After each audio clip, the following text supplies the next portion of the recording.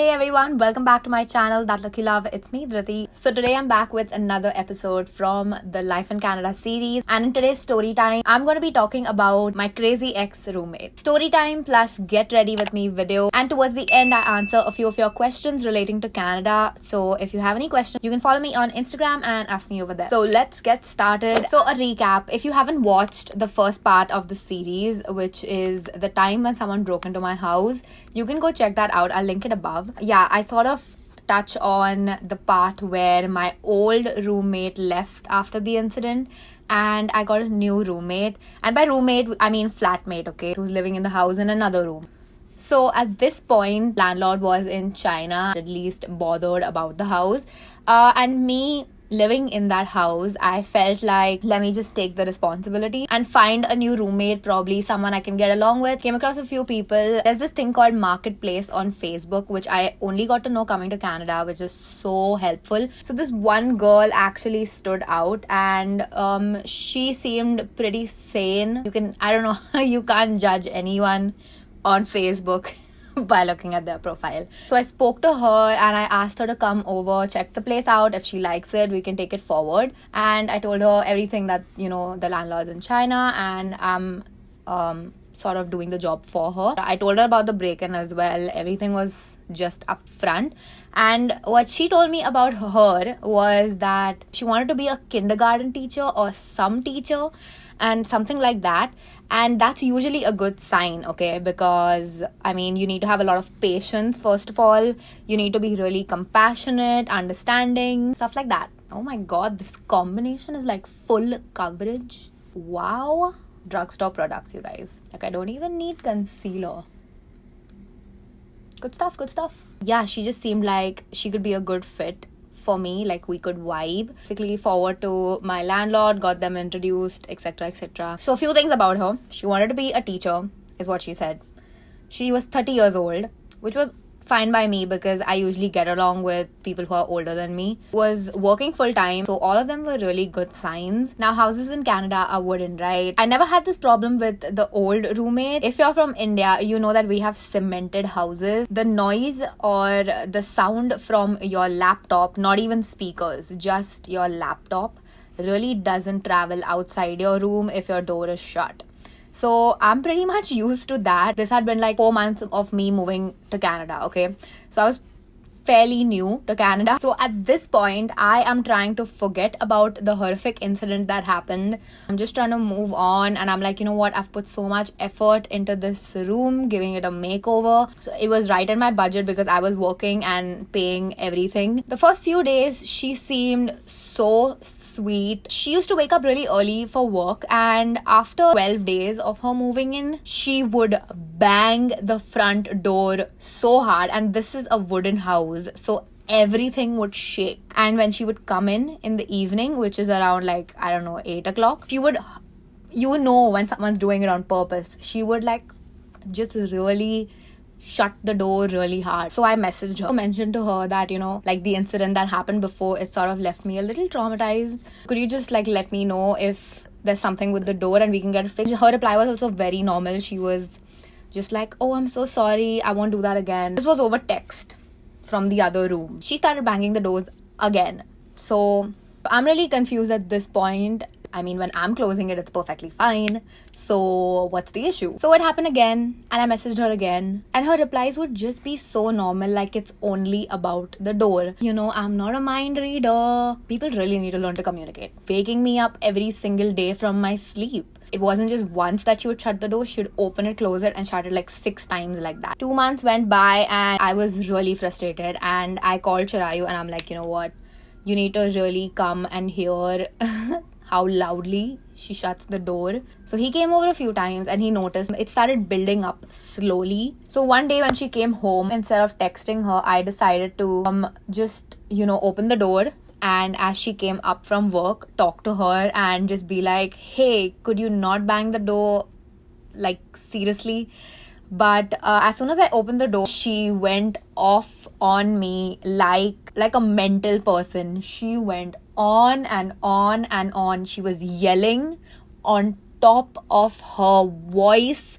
about random things, about very random things that are not even related to me. And she was yelling in such an aggressive manner that I got really scared and I just shut the door on her face. Without exaggeration, she went on for 10 minutes, just walking outside my door and just talking random shit, yelling. So the next time I called Chirayu home and I'm like, you know what, you gotta be there and you like I need you here just in case something goes wrong, because you never know what the other person is like, right? So the next time she came home and she banged the door, Chirayu was home. I texted her, can I talk to you in the kitchen? We met in the kitchen. I told Chirayu, please just stand behind the door, you know, with your phone in your hand in case we decided a code word. We went to the extent of deciding a code word. In an emergency, he could just rush out and help me probably, because she reacted like a crazy person. This is how the conversation went down. First of all, I was very calm, very proud of myself actually for doing that. Wow, I'm going so colorful today. First was my part. I'm like, okay, hey, so how you doing? That was my first question. I wanted to just have an open conversation with you about a few things that are bothering me, and I want you to know that you also have, you know, equal right to talk about anything that's bothering you, since we stay in the same house. You know, we both want to be at peace, and that's our right. We should be able to live in peace. So if there's anything that I'm doing that's bothering you, please go ahead and, you know, just let me know right now. Since we're here talking, you can go first. Her reaction was like, okay, that's really great. Amazing. You know what? Honestly, I'm so glad that we're doing this like this. There's stuff that's just bothering me in the house, like the landlord's not I'm making this accent, but like, okay, I'm going to talk normally. The stuff that's bothering me in the house, and the landlord's not picking up my phone. She doesn't care. She's in China. She really doesn't care about the house. Needs repair. But I know that's not related to you. There's just a lot of noise that reaches my room. So that's bothering me. And in my head, I'm like, it's been 2 months of her banging doors and throwing a fit, like as if, I don't know, I'm her boyfriend and I'm supposed to ask her, baby, why are you angry? Are you angry with me? Oh, no, tell me, talk to me. So I look at her and I'm like, okay, I'll keep that in mind and I'll put earphones on while watching a movie or something. But I honestly did not know that the volume was reaching, you know, your room. And why didn't you talk to me about it? Why didn't you just say something when I asked you so many times about the door? Is that why you were banging the door? Her reaction, which is why I tagged her as a crazy roommate, was, oh, I'm just passive aggressive like that.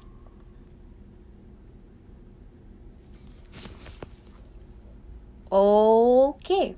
She's 30 years old and she doesn't think it's human or courtesy to tell a person. All she had to do was just tell me once and I would have immediately, you know, found an alternative. And in the end, her explanation is, oh, I'm just passive aggressive like that. I just try to remain calm and I went like, okay, but that's not how it works, right? I can't read your mind and you need to tell me. If you would have just told me once, I would have fixed it. And she's like, yeah, I know I should have done that. And in my head, I'm like, 2 freaking months, no sleep, no calm, no peace. And this female is like, oh, I should have done that. Oh my God. The story's not even done here. We had a good conversation. I thought things are going to be so fine now. You know what? We've spoken about it. From that time onwards, I never even spoke loudly in my own room. Not a sound from my room. No laptop, no shooting. I would only shoot when she's not at home. And structure my shooting according to her schedule and stuff like that. End of it was that 5 days after our talk, there was another door bang and another one and another one and another one. Not only that, she would purposely stomp her feet on the ground and walk, because it's a wooden house, just to really get on my nerves. And that's when I understood that this female is cuckoo, crazy, and I just need to find my own peace and leave. Hence, here I am. It took me 2 months after that. I decided to find a new place. I moved downtown. Karma got to her though. After a month of me moving out, I got to know that I feel a little bad being happy about this, but it's karma. I got to know from the landlord that she had to move out because she couldn't pay for the rent anymore, you guys. So that was the end. Extremely interesting roommate. Here I am now with a much more sane house environment. Today's look is quite interesting. What do you guys think? Okay, Q&A time. So let's see what questions we have over here. So since this was all about accommodation and stuff, I'm gonna pick the questions that are related to accommodation in Canada. First one is how to find or book an accommodation. There are many websites that you can either search when you're in India or anywhere if you're coming from anywhere else. I will leave a list of websites below in the description bar so you can check them out.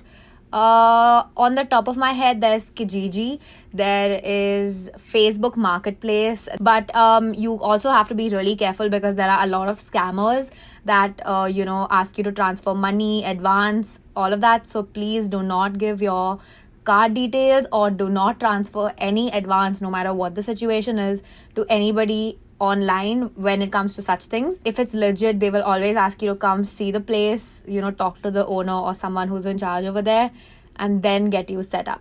The next one is, should we search for accommodation from India or after we land there? I started looking for accommodations way in advance. So definitely go ahead and look when you're in India, probably when your visa is still in process, even 1 month in advance. If you do find something good, which is probably like with students or something, usually even that's the case. So there are these groups on Facebook that you can join, and these are usually people who are newly coming to Canada that year, that semester, and y'all can communicate and get to know if y'all want to have if y'all want to get like a house together or something like that with people you gel.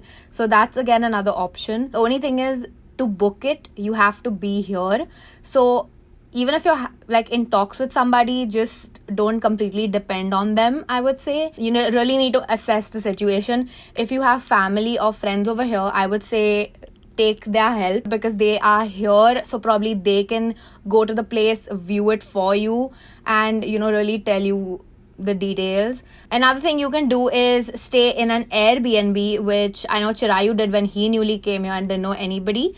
You can book an Airbnb for like 2-3 days and look for a place here, come view your places that you've already listed, and then book it. I would say a good budget would be on the normal GIC budget. If you're coming as a student and depending on GIC, I would say keeping your rent from 500 to around 800, and I'm not talking downtown. Okay, I'm talking about near Lakeshore Humber campus or the North campus. Somewhere near colleges. I think that would be a good budget to keep if you're looking for off-campus housing. For one room, that would be like the budget I would suggest. The next question, what's the lifestyle like when you're studying and working part-time as well? That's a very broad question. I can tell you that it's not easy. Don't have like high hopes that you're gonna ace everything in the start. It takes time to get used to it. There are times when you're doing both the things, you will have zero time for yourself. You will be just doing like, I don't know, laundry will be your fun time, me time. 20 hours is the max you can work. You will also have a budget crunch because as soon as you come, you will have to pay the first and last month rent. That's usually how it works when you're booking a place. But I can say that it gets easy with time. So when you get used to it, you explore, you make new friends, you start really enjoying the place. So like I said before, if your first year over here hasn't been top notch, don't feel disheartened and definitely give it some more time. From my experience, it does get better. It gets way better. So I really hope you guys have enjoyed this video. That's it for today. I think I'm done with this makeup look. Just subscribe and hit the bell button. I'll see you all in my next one super soon. Bye.